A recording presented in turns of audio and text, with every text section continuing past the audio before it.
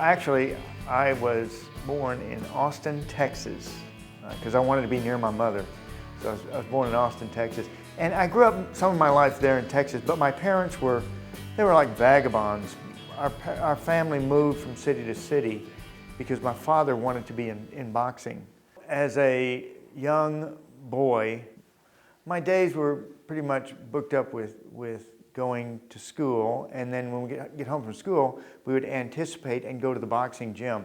My father had a business in boxing, so his business every day was to go to the gym and help his fighters work out, and he would train them, and I would learn from my father how to train boxers and also train myself. My father was in World War II. He saw 44 months of combat in the U.S. Marine Corps, and so my dad was quite astute about the importance of structure and the importance of this as it relates to boxing. And he taught a lot of his fighters, including me, the important maneuvers that he learned as a young man in the military. And he was in World War II in some of the fiercest battles of World War II.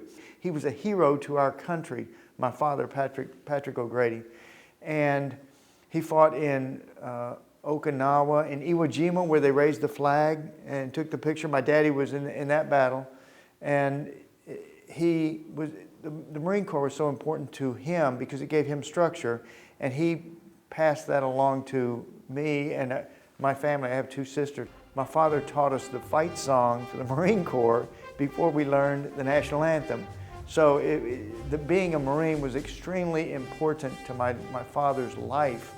Well, when my father came back from the Marine Corps, he had started a boxing career as a kid before he went into the Marine Corps. Then when he came back from all those fierce battles, he got back into boxing.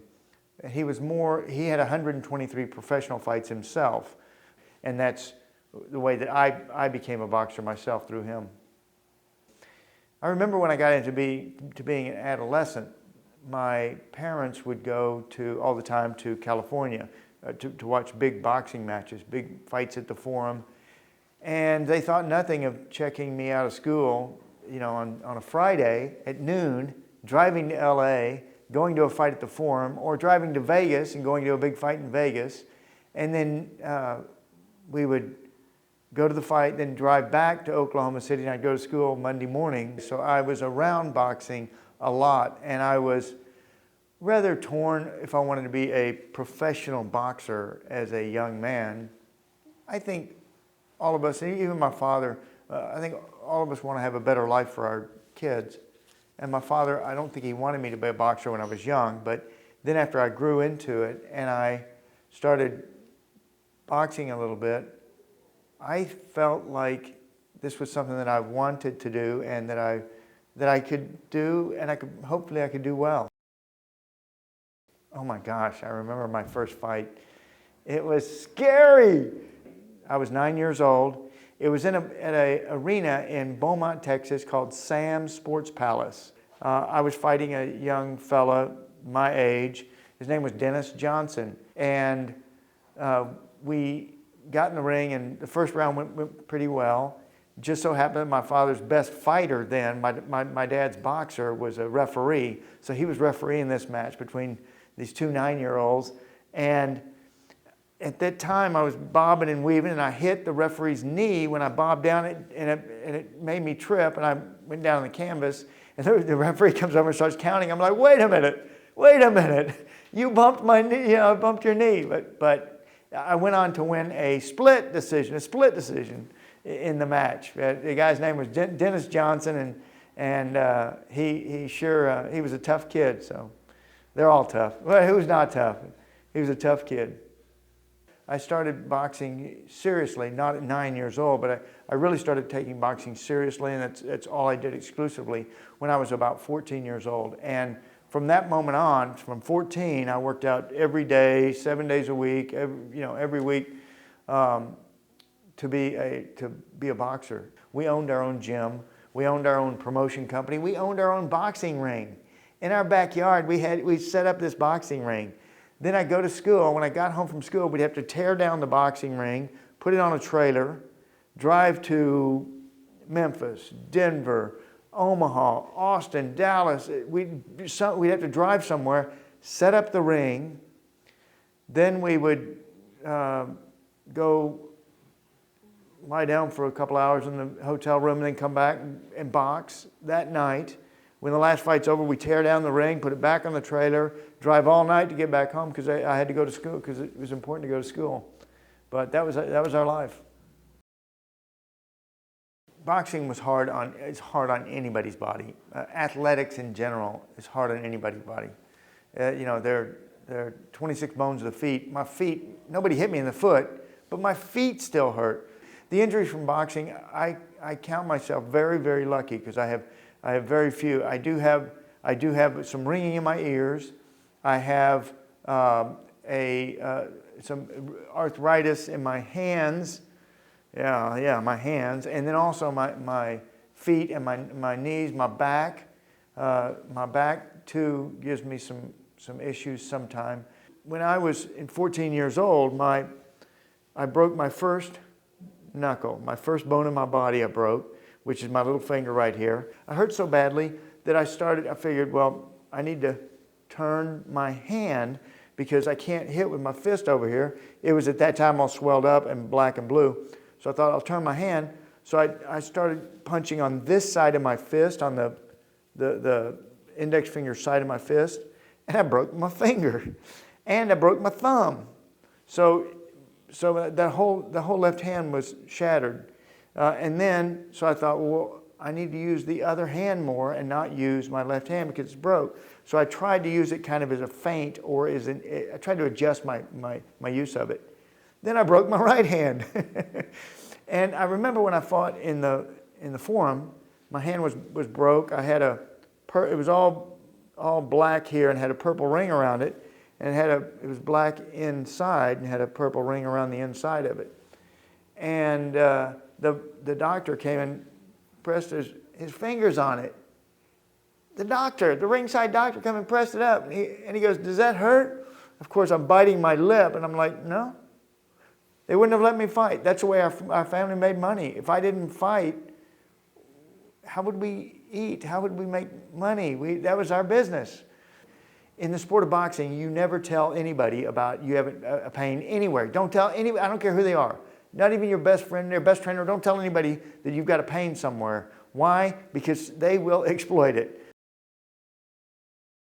Well, in going to pre-med classes at UCO, I learned about the 14 bones of the hand, the 26 bones of the foot, and about how I might be able to ameliorate some of the pains that I was having.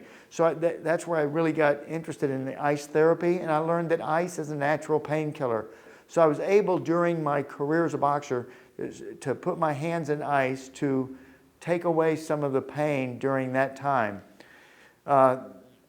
Then when I retired from boxing, you know, boxing seemed like a good idea at the time when I was a young kid. When I retired from boxing, I still had the pains. I didn't retire from the pains. So I still, even now, use ice as a natural painkiller, but I've also learned about some other treatments that help to alleviate my pain that I have left over from my career as a boxer. It was extremely important to me and my family and my history and my background. I wanted to be the champion of the world. I wanted to be a boxer. I grew up in boxing, and I wanted to be the best in the world. And the avenue that I had to be the best in the world as a world champion boxer was my father and his business of boxing and our family's business of boxing. And I can tell you from personal experience, there is not a top athlete today that is not sore every day. Every day you get up, you're going to be sore by the time you go to bed. It's just the nature of the beast. And the real difference between the great boxers or the great football players or the great basketball players or the great wrestlers or swimmers or whatever their sport is, the golfers, they have to be able to understand and take care of their own pains. They have to.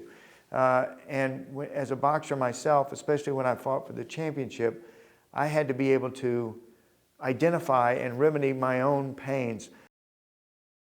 not until recently have I found something that really relieves the pain. Sure, I've tried opioids, I've tried aspirin, I've tried Tylenol, I've tried all kinds of Novocaine pain shots. I've tried all kinds of, all kinds of ways to try to lessen the pain, and nothing has worked better than the CBD products that I have been able to use, and they work pretty well for 48 hours.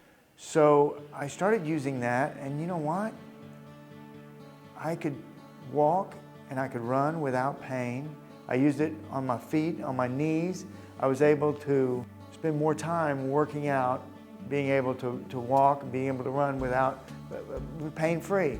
And then I learned about the product called THC, that I used that on my feet, and that lasted me about 2 weeks, 10 days to 2 weeks. And I used the THC topicals on my knees and on my feet, and I'm able to run again. So I found great relief in my retirement years of not being a professional athlete. I found great relief in those kind of products, from the rubs, to occasionally some vapes. Occasionally I've tried some pills, some tinctures. And by the way, the tinctures are wonderful to help you sleep and to take away the pain so you can lie down on, and go to sleep. So there's so many things there that can relieve pain. Now, as a former professional athlete, I wonder how this would have helped me in my boxing career. I spent so many years and so many days living with the pain of punching other people or the pain of other people punching me. So I wonder how this now would affect other people that are dealing with the same kind of issues that I dealt with as a professional boxer. Cannabis works for me. I have found that both the products, CBD and THC, have been beneficial in my life today. It's made me have a better life. I can sleep better, I work out better, I feel better, I'm not in as much pain. So I think both the cannabinoid products work well for me. I can only imagine now how cannabis would have helped my father, a World War II veteran who suffered from PTSD. My advice might be to anyone, if you are having some pain issues, to learn more about this product. It's real and it works.